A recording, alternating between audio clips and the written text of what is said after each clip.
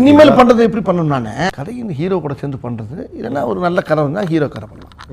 Hero வந்தால் நல்ல கதையாக தான் பண்ண முடியும். இப்போ நம்ம மாமன்னன் பண்ணோம்ல, இப்போ மாரிசன் பண்ணியிருக்கேன். மாரிசனில் நானும் அவரும் பண்ணியிருக்கேன். மாமன்னன் நானும் அவரும் பண்ணியிருக்கேன். இது மாதிரி கதையில் நல்லா செலக்ட் பண்ணி பண்ணுறது. இனிமேல் இந்த ட்ராக்கெல்லாம் பண்ணக்கூடாது.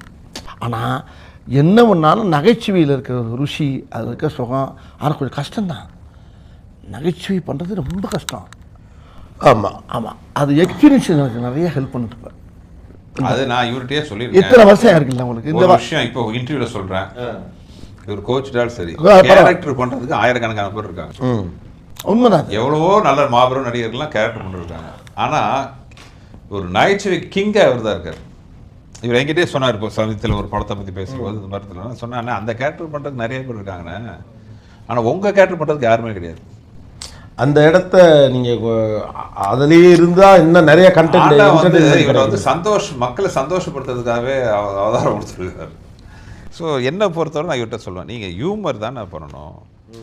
உங்களுக்கு அதில் பெருசாக ஒப்புதல் இல்லை ஒரு மாதிரி கேரக்டர் ரோல்ஸ் பண்ணுறது? அதில் இருக்குல்ல கிருஷ்ணன் காமெடி சார், ஹியூமர் பண்ணுறது வந்து எல்லாத்தாலையும் முடியாது. இல்லை, இது ஒரு கொஸ்டினை உங்கள்கிட்ட கேட்க நினச்சேன். உங்கள் தியரி ஆஃப் காமெடிங்கிறது என்ன? ஏன்னா காமெடி ஃபிலிமுங்கிறது வந்து இங்கே இருக்கக்கூடிய அரசியலை பேசியிருக்கு. வடிவேல் அண்ணனுடைய கதாபாத்திரங்களே பெரும்பாலும் மார்ஜினலைஸ்டு கேரக்டர்ஸ் தான். ஊருக்குள்ளே நெருக்கடிக்குள்ளான ஒருவன், ஒரு சாமானிய வீட்டு பிள்ளை, அல்லது சந்தர்ப்பங்கள் அமையாத ஒரு சாதாரண ஆள், அவங்கள தான் அவர் ரெப்ரசன்ட் பண்ணியிருக்கார். நம்ம பட்ட கேரக்டர் பூராமே அவன் ஒரு கேத வீட்டில் இருப்பான், ஒரு கல்யாண வீட்டில் இருப்பான், ஒரு சடங்கு வீட்டில் இருப்பான். என்னண்ணே வெட்டியா? ஆமாம், வெட்டியாரம் அங்கே இருப்பான், சுடுகாட்டில் இருப்பான். எல்லா இடத்துலையும் இந்த கேரக்டர் இருக்கும். இப்போ என்னென்ன ஜாப் இருக்குது, எல்லா ஜாப்பில் ஒரு பெரிய ஐடி கம்பெனியில் இருப்பான், எல்லா இடத்துலையும் இருப்பான். ஆனால் எல்லா இடத்துலையும் இருக்கிற பூரா. ஆனால் ஒரு காமெடியன் க்ரியேட் பண்ணுற இம்பேக்ட் வந்து ரொம்ப பெருசாக. அதனால தான் காமெடிஸ் சீரியஸ் பிஸ்னஸ் சொல்கிறாங்க. நீங்கள் நிறைய காமெடி படங்கள் பண்ணினவர், நீங்கள் அதை எவ்வளோ இம்பார்ட்டண்ட்டான ஒரு சினிமாவாக பார்க்குறீங்க? இல்லை, என்னோடய படத்தை வந்து நான் வந்து ஒரு என்டர்டெய்னர் தான் நான் வகைப்படுத்துவேன்.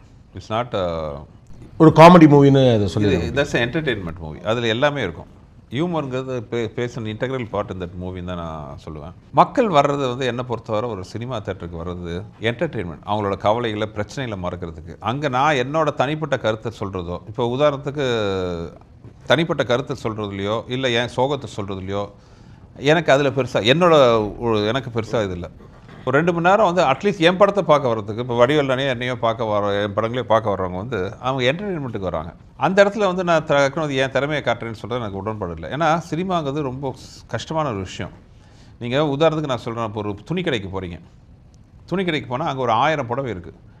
1000 புடவையும் ஒரே டிசைனாக இருந்தால், இல்லை ஒரு ஒரு ஹோட்டலுக்கு போகிறீங்க. ஒரு ஹோட்டலுக்கு போனீங்கன்னா அங்கே பார்த்தீங்கன்னா ஒரே ஒரு டிஷ்ஷு தான் இருக்குது. அது இட்லியாக இருக்கலாம், தோசையாக இருக்கலாம். வர்றவங்க எல்லாருக்கும் அந்த ஒரே தோசை தான் சர்வ் பண்ணால் அந்த கடை என்ன ஆகும், அந்த ஹோட்டல் என்ன ஆகும், அந்த கடை என்ன ஆகும்? ஏன்னா 2000 புடவை இருக்குது, எல்லாமே ஒரே டிசைன் தான், ஒத்துக்குவாங்களா?